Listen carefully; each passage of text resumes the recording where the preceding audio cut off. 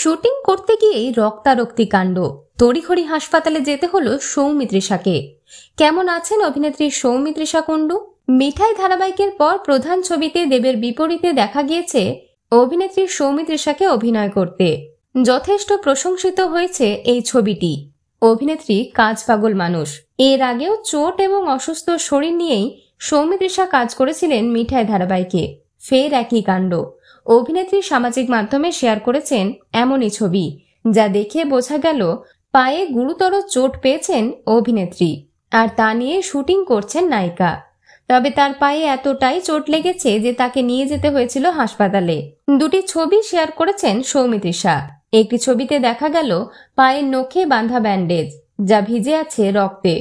পরের ছবিতে দেখা গেল পায়ের আঙুলে করা হয়েছে ড্রেসিং। ছবির ব্যাকগ্রাউন্ড বলছে অভিনেত্রী রয়েছেন হাসপাতালে। কি করে পেলেন চোট?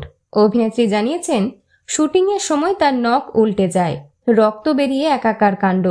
সিঁড়ি থেকে নামতে গিয়ে চোট পান পায়ে। তবে সেই ব্যথা পা নিয়ে শুটিং করেছেন। তবে অভিনেত্রী জানিয়েছেন তিনি এখন ভালো আছেন। বিনোদন জগতের আরো অন্যান্য খবর নিয়ে ফিরছি, জুড়ে থাকুন আমাদের সঙ্গে।